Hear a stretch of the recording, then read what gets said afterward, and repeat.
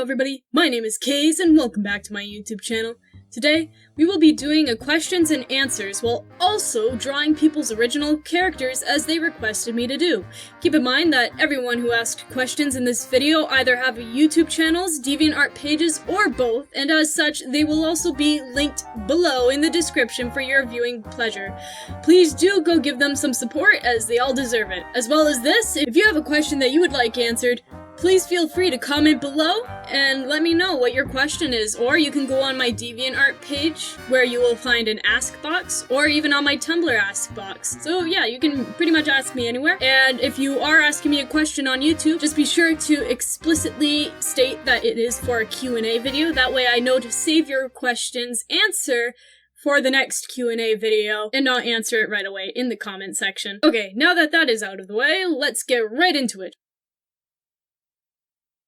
Okay, so the first question for today comes from Italian Macaque 95. Sorry if I pronounce anyone's names wrong, by the way. Over on DeviantArt, who asks what my favorite video game is and why do I like/love it. They also requested that I draw their original character Slugzilla, a kaiju monster. For those who are unfamiliar with kaijus, just think Godzilla, Mothra, King Kong, etc. So, for your request, I decided to draw Slugzilla as a sort of minimalist World War II propaganda poster type thingamajig. This is not my original drawing style, so I may not have pulled it off the best, so sorry about that. But I wanted to draw him as a propaganda poster because I feel like it just fits with the whole kaiju thing, especially since Godzilla was a kaiju inspired by the dangers of nuclear bombs. As for my favorite video game, that would probably have to be Pokemon, but more specifically Pokemon Soul Silver. I've been a huge fan of Pokemon the majority of my life, and it all kind of started with my first Pokemon game, Pokemon Soul Silver. It is really nostalgic to me and is probably one of the Pokemon games I've played the most, as I started it over a few times and returned to it every now and then. I've always considered Pokemon Soul Silver to be the best Pokemon game, and though a lot of that probably to do with nostalgia, I think it's also because of its laid-back nature, beautiful and relaxing atmosphere, amazing music, 2 regions of both Kanto and Johto being included, and of course, a wide variety of Pokemon that can be found. Some other games that I would consider to be some of my favorites include Spyro the Dragon, which, for those of you who know me, this may be fairly obvious as to why, but for those who don't, it's because it's a game full of cartoon dragons, and is also fairly easygoing and fun to play. I also like Sonic, Five Nights at Freddy's, and Mario, and more. Our next question comes from Gregorian Gangsta over on YouTube, who asks if I will ever do commissions. Yeah, probably. I actually used to have commissions opened on my DeviantArt, but I didn't advertise it directly. I just kinda had it there, so if anybody stumbled across it, they could commission me if they wanted. I eventually closed all my commissions because I wasn't sure if my pricing was fair, and I also wasn't sure if I had too many commission options to choose from. It's been closed ever since, but I'll probably open it up sometime down the road. If I do, it will probably be a short deviant icon animation GIFs or something. But I want to be able to discipline myself into actually being productive first before I offer any, because I have trouble getting myself to stay on task with things. Clausy on DeviantArt asks, can I ask a useless question? Now, I had to think long and hard about this question. Honestly, I wasn't expecting to be asked such an in-depth question as this. I was expecting questions with pretty simple black and white answers attached to them. Mostly, the time I have to spend just thinking of an answer to a question is minimal, being only a few seconds at most to think about what I'll say. This is probably the most morally complex question I've ever really been asked on a Q&A video. This is the kind of question that just consumes the brain. I read your question and underestimated the amount of time it would take to properly answer a question without sparking controversy. I thought it would be simple enough. I mean, your question is just 5 words long, but the more I thought about it, the more it really made me think. Before I knew it, the first few minutes turned into hours, then those hours into days. I didn't eat, I didn't sleep, I retreated into my room. I decided I would never come out until I had the answer to your question. I didn't care if I got no social interaction, I didn't care if I died. The question took priority number 1, and priority number 1 did it take. Week 1 passed, and I still didn't have an answer. My soul search had come up with no results. My friends and family were worried. "Come out, Kayz," they cried from the very bottom of their hearts. "You've locked yourself away for a month now." A month? No, it wasn't that long. At least, that's what I thought. It couldn't have been that long.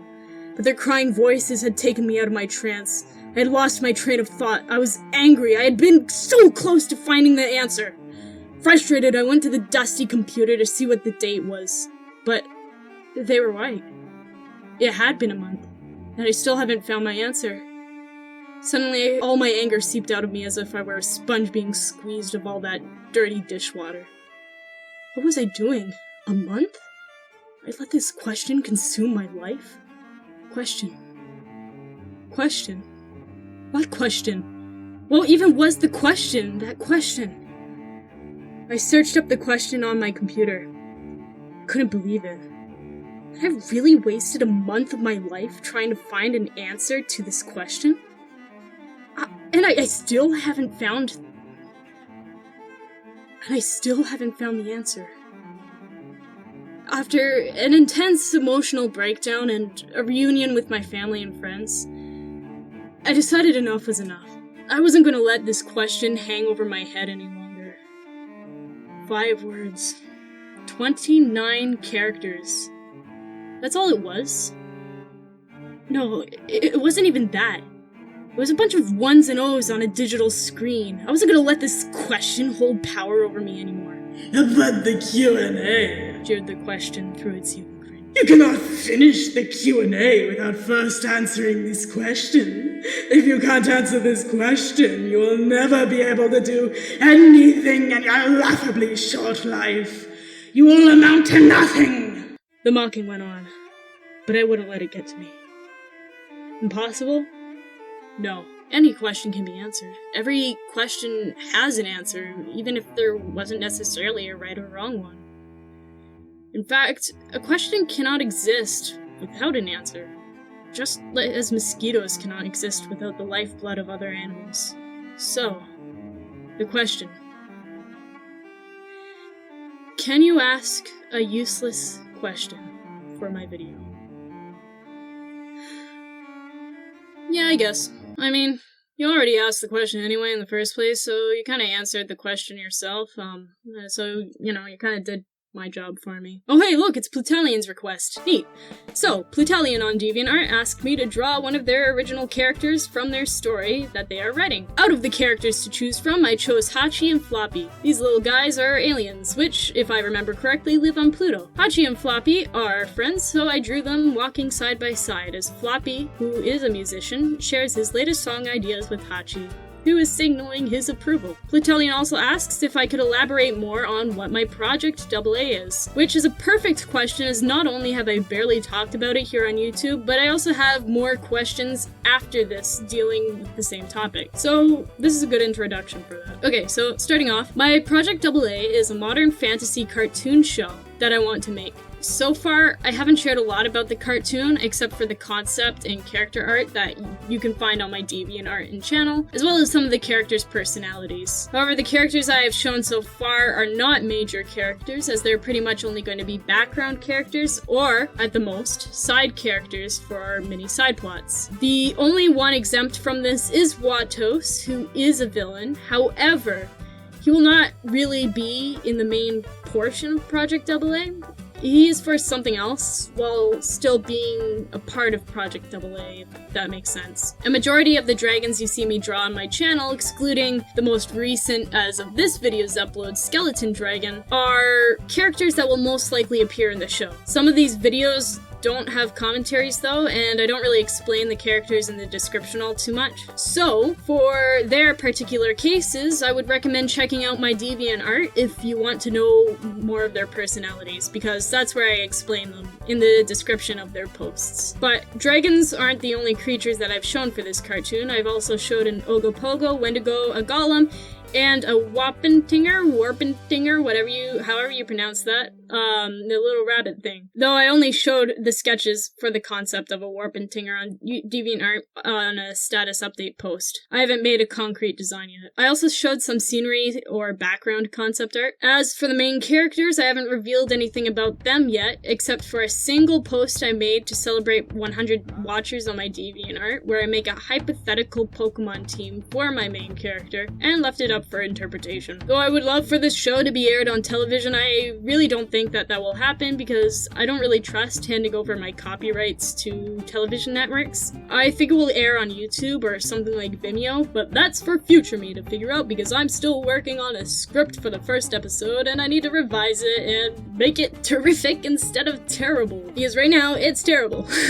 Then after that, I still need to voice act, storyboard, animate, and illustrate backgrounds. Speaking of the creation process, Jet Project on DeviantArt asks how I will animate Project AA. Will I use frame by frame or flash animation? This is an excellent question. I will be using frame by frame animation. I know this will take a long time to animate, but I really care about the quality of the animation a lot. After all, not only is animation my passion, but creating this show has been a dream of mine for a few years, and I want it to look beautiful. That's not to say that flash animation can't be beautiful. As you said, many cartoon shows today use flash animation or flash-like animation using tweens and such and such. And there are many cartoons out there that look beautiful using it. A cartoon that comes to mind is Mao Mao, Heroes of Pure Heart on Cartoon Network. However, though Flash can still look good and is faster to use, I just don't enjoy the idea of using puppets to animate. I like actually drawing my characters, and I also find that frame-by-frame animation can create more lifelike movements than Flash-type animations.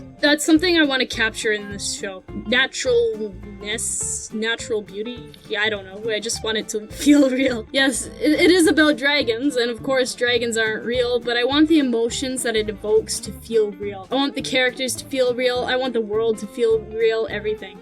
I want everything to feel real and natural.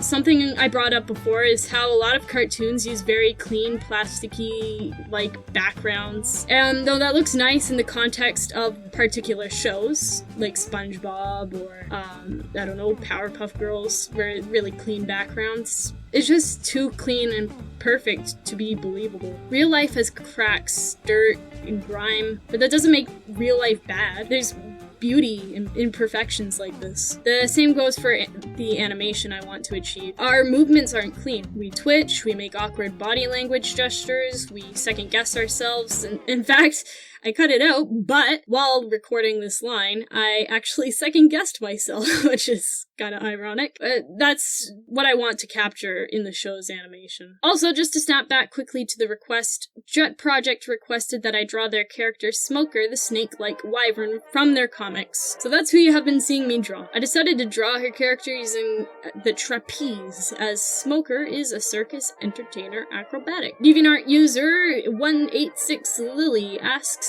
will my cartoon be for a more mature audience, or will it be for a younger audience? They also requested that I draw their kangaroo-like characters, Coca and Mr. Candy. Coca is another circus performer and is described as having a cheeky personality, while Mr. Candy is a candy addict mob boss. Sorry, I had to say it like that. You don't know how many times I had to repeat that line. It's like a tongue twister. But yeah, I find that concept really amusing. I like the idea of having a gang leader who, you know, is likely to be very dangerous, especially since Lily has specifically stated that he is evil and is the antagonist of their story, is addicted to candy. Since Coca is the protagonist, and as I just stated, Mr. Candy's the antagonist, I drew them together with Coca giving a cheeky smile and Mr. Candy leering at him with hatred. Now, to answer your question, no, my cartoon will not be for a younger audience, though that doesn't mean that kids can't enjoy it. It is going to be for a mature audience, as I want to tackle some mature topics and themes, and I don't want to have to worry about offending parents or not scaring kids. However, there won't be any cursing, excessive gore, sexual content, or anything like that. Trust me, I don't like seeing that stuff in shows either. It's just uncomfortable to sit through. But I want to have creative liberty over my cartoon without the need to have the parental approval of random strangers on the internet. The best I can compare this to to is something like Avatar: The Last Airbender or more serious parts of Steven Universe. Basically, it will be a mature show that kids can enjoy, but younger kids may not completely understand everything that is going on theme-wise or character-wise, or may be too scared to watch certain episodes. I also, like I said, want this show to feel real, so younger kids might not enjoy it anyway as much as the older audience would. However, they may still enjoy the show. That doesn't mean that it won't be fun to watch. At least, my aim is to not make it boring or overtly serious or anything. It's just a story I want to tell, and I'm using animation as a medium, not a genre, as a lot of people tend to think of animation as. I think part of this mindset I have going into this show has to do with me not liking the stereotype that cartoons are for kids. Last but not least, Jet Project strikes again with another question asking if my mascot, Duncan the Drake, will be a character in Project AA. Yes, he will, but only as cameo appearances in the background. He will purely be a background character with no side plot.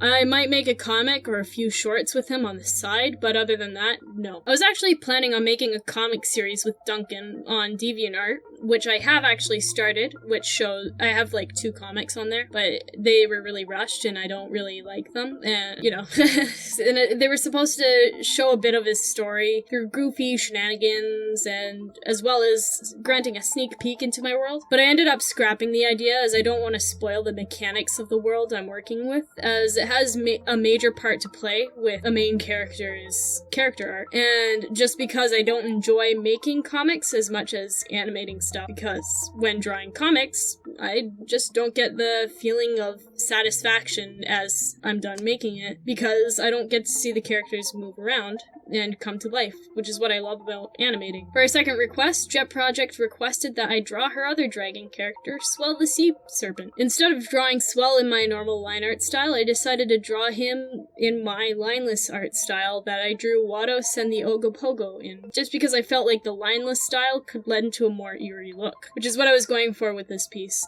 I'm sure Swell is a swell guy, but we can't deny that encountering him in the deep dark depths of the sea would be frightening, so I drew him there swimming amongst seaweed. Jet Project also says that Swell will eat anything that's not a dragon on the ocean floor, so I was gonna draw a Crabbo, but I ultimately decided against it because of the piece's framing. But that's all for the questions in this video. I hope you all enjoyed my answers to your questions as well as your drawing requests. Don't forget that you can always ask me more questions in my ask boxes or on YouTube. I will save them for the next Q&A video. If you are new to my channel and like what you see, please do feel free to leave a like and check out my other videos. I do speed paints, animations, and more, and of course I draw lots and lots of dragons. If you like those videos, then why not subscribe a little and ring-a-ding-ding that notification bell below to receive notifications of when I release new videos. I hope you all enjoyed and have a great day, God bless, and I will see you all next time. Bye-bye.